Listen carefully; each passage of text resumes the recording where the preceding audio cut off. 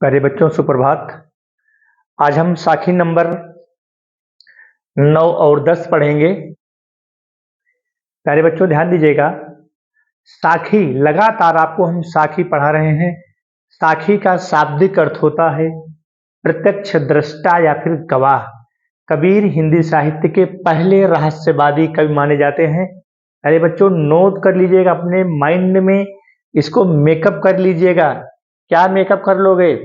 कबीर। प्यारे बच्चों कबीर हिंदी साहित्य के पहले रहस्यवादी कवि माने जाते हैं। कबीर का रहस्यवाद आगे जब आप बीए और एमए की कक्षाओं में जाओगे तब रहस्यवाद को जानोगे। प्यारे बच्चों अभी रहस्यवाद को समझना थोड़ा सा आपके लिए कठिन होगा। तो कबीर भक्तिकालीन कवि माने जाते हैं, निर्गुण काव्य धारा के हैं, इसको भी ध्यान रखिएगा। कबीर समाज सुधारक हैं। कबीर हिंदू और मुस्लिम के बीच की दूरी को कम करने का प्रयास किया है, क्योंकि समाज सुधारक रहे हैं कबीरदास। तो कबीर की यह साखी है।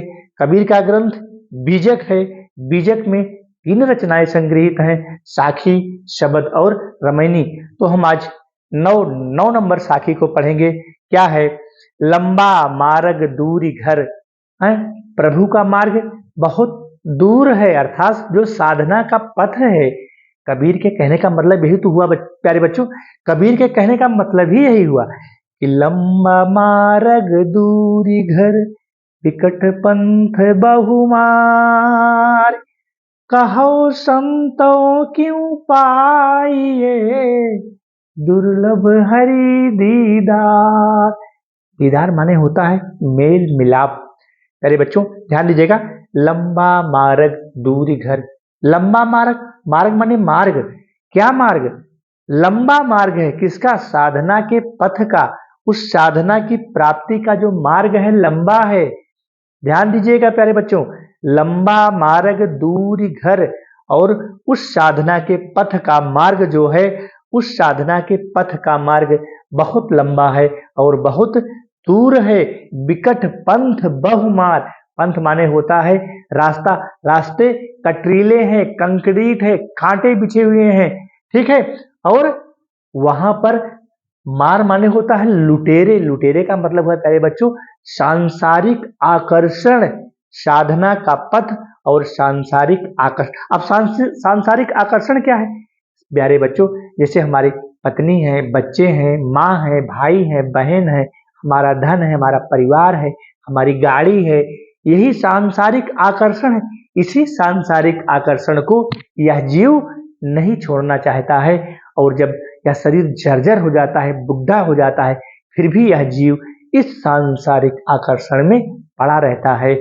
और उससे, हालांकि इससे इसको मुक्ति नहीं मिलती है, लेकिन यह जीव इस सांसारिक आकर्षण में पड़ा रहता है और मोक्ष की प्राप्ति को वह भूल जाता है। यही है प्यारे बच्चों सांसारिक आकर्षण। जहां मार का मतलब है लुटेरे। लुटेरे का ही मतलब है सांसारिक आकर्षण। ध्यान दीजिएगा, एक एक शब्द को तोड़ करके बता रहा हूं।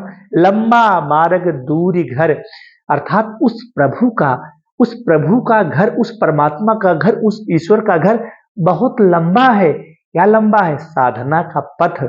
क्योंकि साधना करेंगे तो तपस्या करेंगे, मेहनत करेंगे, शरीर को जलाएंगे, तभी तो साधना होती है। साधना ऐसे नहीं होती है कि 6 रोटी खाओ और सो जाओ, पढ़ने का कोई मतलब ही नहीं है। तो साधना का मार्ग कठिन है। वही कबीरदास ने लिखा है कि लंबा मार्ग दूरी घर। प्रभु का मार्ग अर्थात प्रभु का जो घर है बहुत दूर है। अर्थात कहने का मतलब यह हुआ कि साधना का पथ बहुत कठिन है। वहां पर कंकड़ीटे हैं, कंकड़ बिछे हुए हैं, कांटे बिछे हुए हैं, और विकट पंथ बहुमार, और बहुत सारे सांसारिक आकर्षण हैं। अरे बच्चों जैसे यहाँ मृत्यु लोक में जीव आ गया और इस सांसारिक आकर्षण में जब भिड़ जाता है तो यहाँ से जाने का नाम नहीं लेता है, क्योंकि वही सांसारिक आकर्षण हमारा घर, हमारी पत्नी, हमारे बच्चे, हमारी बहुएं, हमारा धन, और यह जीव इसी में पड़ा रहता है। इसी को कहा गया है सांसारिक आकर्षण। तो दूसरी लाइन है, कहो संतो क्यों पाइए।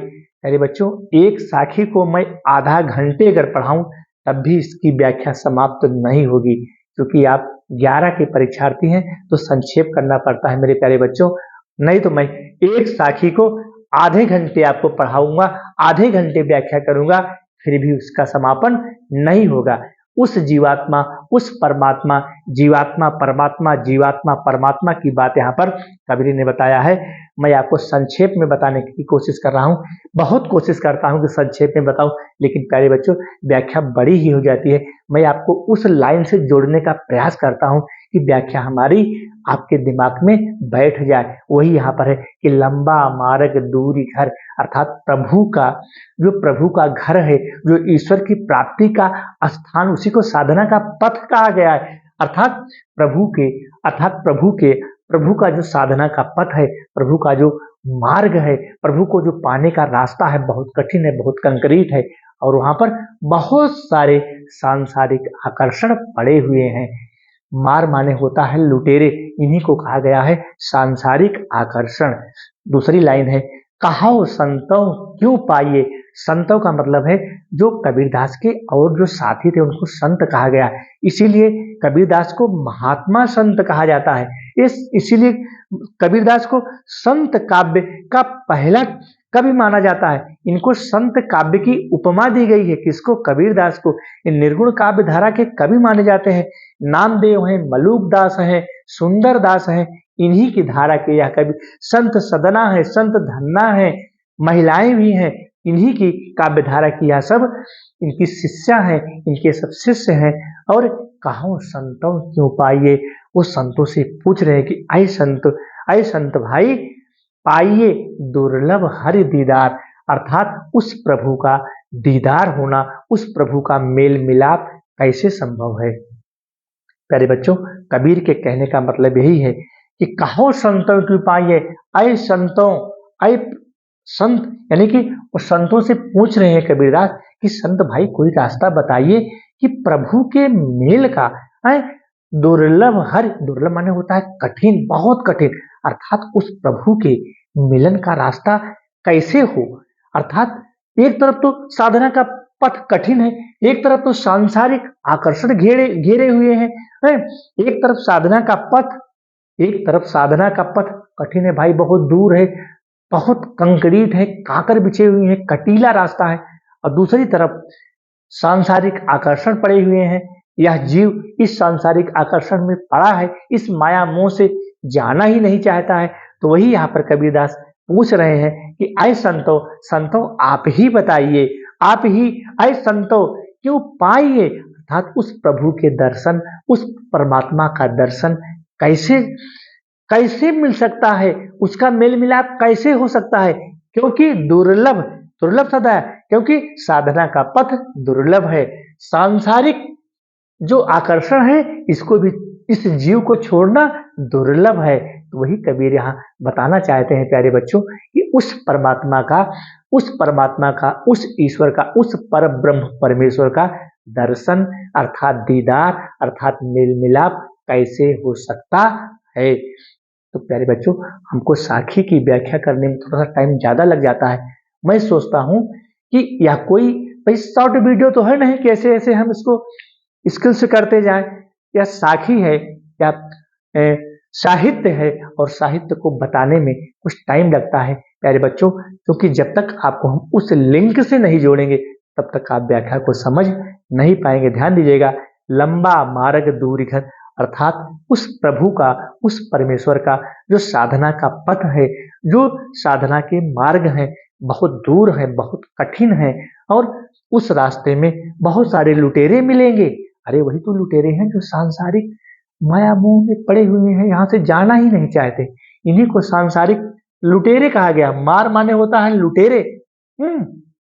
चलो आते हैं हम साखी नंबर 10 पर। यह तन जालों मसी करो, ध्यान दीजिएगा, एक एक लाइन की व्याख्या बता रहा हूं। यह तन माने शरीर, इस शरीर को जला करके कबीरदास कहना चाहते हैं, क्या कहना चाहते हैं कि यह तन जालो मसी करो, मसी माने स्याही होता है, इस शरीर को जला करके मैं स्याही बना दूं। ये जो शरीर देख रहे हो ना, जो शरीर खड़ी है, इसको मैं जला करके स्याही बना दूं। नीचे आ जाइए प्यारे बच्चों, लेखन करूं करंक, करंक माने होता है हड्डी, लेखन माने होता है लेखनी, जो हम कलम से लिखते हैं, जो जज निर्णय कर देता है। चलो इनको फांसी की सजा हो गई भाई। तो लेखन करूं करंक की, और इस शरीर को जला करके मैं स्याही बना दूंगा। जब शरीर को जला करके स्याही बना दूंगा तो शरीर में सिर्फ हड्डी हड्डी बचेगी, और उस हड्डी की मैं लेखनी बनाऊंगा। कबीर के कहने का मतलब है मेरे प्यारे बच्चों, ध्यान दीजिएगा, यह तन जारो मसी करो। इस शरीर को, ये जो शरीर देख रहे हो, ये जो शरीर आपके सामने खड़ा है, इस शरीर को जला करके मैं स्याही बना दूंगा। जब ये शरीर की स्याही बन जाएगी तो इसका जो मांस है, खून है, सब स्याही बन जाएगा। तो शरीर में बचेगा क्या? हड्डी बचेगी। जब हड्डी बचेगी तो उस हड्डी की मैं क्या बनाऊंगा? लेखनी बनाऊंगा, कलम बनाऊंगा, और उस कलम से लिख लिख राम पठाऊं। उस कलम से मैं राम का नाम लिख लिख करके भेजूंगा। लिखो राम का नाम, अर्थात उस लेखनी से मैं लिखो राम का नाम लिख लिख करके मैं लिख लिख राम पठाऊं। उस लेखनी से मैं राम का नाम लिख लिख करके मैं भेजूंगा। अर्थात यहाँ पर विरह वर्णन है, यहाँ पर वियोग वर्णन है, एक विरहिणी की विरह दशा का वर्णन है। ध्यान दीजिएगा प्यारे बच्चों, मैं जिस प्रकार से आपको बताने का प्रयास कर रहा हूं, यह तन जालो मसी करो। कबीर के कहने का मतलब है, यहाँ पर इस जीवात्मा और परमात्मा के विरह वर्णन का यहाँ पर वर्णन किया गया है। जो जीव है, जीवात्मा परमात्मा से मिलना चाहता है, तो यहाँ पर जीवात्मा और परमात्मा के वियोग वर्णन का यहाँ पर वर्णन प्रस्तुत किया गया है। वही यहाँ पर है कि इस शरीर को जला करके मैं, इस शरीर को तपा करके जला करके मैं स्याही बना दूं, और जब इस शरीर स्याही बन जाएगा तो जो इसकी हड्डी है, उस हड्डी से मैं कलम बनाऊंगा, लेखनी बनाऊंगा, और उस लेखनी से मैं राम का नाम लिख लिख करके भेजूंगा। तो निश्चित ही उस प्रभु को इस विरहिणी की, जो विरहिणी अपने शरीर को जला करके स्याही बना दिया है और अपनी हड्डी से लेखनी अर्थात राम का नाम लिख लिख करके भेज रहा है, निश्चित ही उस प्रभु को इस विरहिणी की विरह दशा का ज्ञान होगा। ध्यान दीजिएगा प्यारे बच्चों, मैं जिस तरीके से आपको मैं इस साखी में लाने का प्रयास कर रहा हूं, थोड़ा सा टाइम लगेगा, क्योंकि हमारे पढ़ाने में टाइम लगेगा। कहने का मतलब है, इस शरीर को जला करके मैं स्याही बना दूं, और जब स्याही बन जाएगा तो जो हड्डी बचेगी, उस हड्डी को मैं कलम बना दूं। कलम से मैं जब राम का नाम लिख लिख करके उस प्रभु के पास, उस परमात्मा के पास भेजूंगा, तो निश्चित ही उस प्रभु को, उस परमात्मा को इस विरहिणी की विरह दशा का ज्ञान होगा। तब हमें उस प्रभु के, उस परमात्मा के दर्शन होंगे। तो प्यारे बच्चों, हमारा जो साखी नंबर 9 और 10 है समाप्त होता है। यहाँ पर शांत रस है, वियोग श्रृंगार है, दोहा छंद है, पंच मेल सदुक्कड़ी भाषा है। सारी साखियों में पंच मेल सदुक्कड़ी भाषा है। कबीर रहस्यवादी कब माने जाते हैं? प्यारे बच्चों, अगर मैं इस साखी को 30 मिनट पढ़ाऊं तब भी इसकी व्याख्या समाप्त होने वाली नहीं है, लेकिन मैं संक्षेप में आपको बताने का प्रयास कर रहा हूं कि अगर इस प्रकार से आप साखी को पढ़ लेंगे तो फिर दोबारा आपको साखी पढ़ने की आवश्यकता नहीं पड़ेगी। धन्यवाद प्यारे बच्चों। अगर हमारा चैनल आपको अच्छा लगे, हमारी मेहनत आपको अच्छी लगे, तो लाइक और सब्सक्राइब बनता है, और मेरे लिए अगर आप करेंगे तो फिर हमारा और मोटिवेशन बढ़ेगा, और हम नेक्स्ट वीडियो आपको लेकर के फिर अवतरित होंगे। धन्यवाद।